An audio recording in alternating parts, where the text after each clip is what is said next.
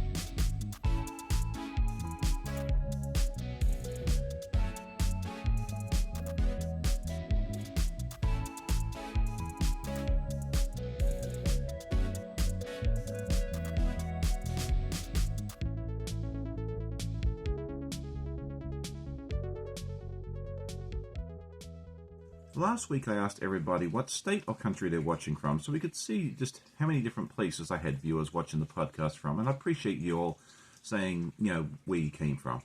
Thank you so much for that. This week I was curious to see what you do with your scraps. Are you someone that likes to use scraps? Do you donate them to someone else or something else? I'd love to know what you do with your scraps. So what are my goals for this week? Well, I really need to buckle down and get some quilting done and some sewing done because I've got so much on my plate I need to get finished by the end of the month. Whoops. First thing is I need to get this t-shirt quilt done that I showed you a little earlier. It needs to be done in the next couple of weeks. And then I also need to finish this quilt. Thankfully the top is done. This is the stained glass pattern that I've shown on a video a while ago. and then put this wonderful backing on. I found this at Joann's a while ago, and I thought it was perfect for this quilt. And then I also got a quilt label made for me by my friend Donnell from Donnell Stitchery, and I thought this one turned out really nicely. So if you ever need a quilt label, reach out to my friend Donnell. She'll be happy to help you with that as well. So I'm calling this May Mayhem because I've got a lot of work to do, but I think if I sit down, buckle out, and do some work each and every day, I can get it done. So next up is our news and events, and I only had the one video come out this week, and that was in lieu of my live yesterday morning. We took the boys up to the mountains of Virginia, and you would have seen some of that footage during the week in review section earlier. We only have about a month left with the boys, which is crazy because the year has just absolutely flown by. You may have also seen that I put out a spreadsheet earlier this week where you can see the live schedules of myself and also all the other content creators.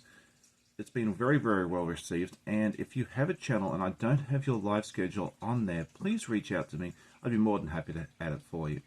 This coming week, I'd like to get some time-lapse videos out there. I've got the footage, I just need to edit it and put it out there.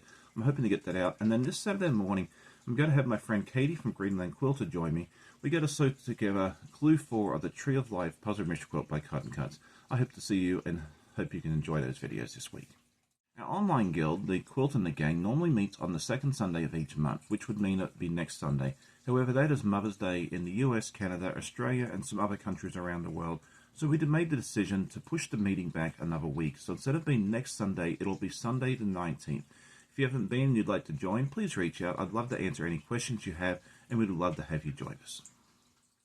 So, time for my almost finished object, and you saw this last week, but I've actually updated it. I've gone ahead, this is the Carnival Puzzle Mystery Quilt, and I've gone ahead and put the first border on as well, and I think this really accentuates the quilt, and it looks really fun. So let me know what you think with the blue border around the edge. I'll try and give you a better view from afar. Not super easy from here. I also had the border kits for this, so it'll actually be another smaller border here and then another bigger border around. So hopefully in the next week or two, I'll be able to show you the completed quilt as well. This will end up being a Quilt of Bella quilt donation once I get it all quilted. I don't have a timeline for that, but that has been my intention for this beautiful red, white, and blue quilt from the start, and I think it's going to be a wonderful project. So that concludes today's episode. I hope you enjoyed it. If you did, please hit that like button. Tell a friend, and I always love hearing your comments. I hope you'll have a great day. Happy sewing, and we'll see you soon. Bye.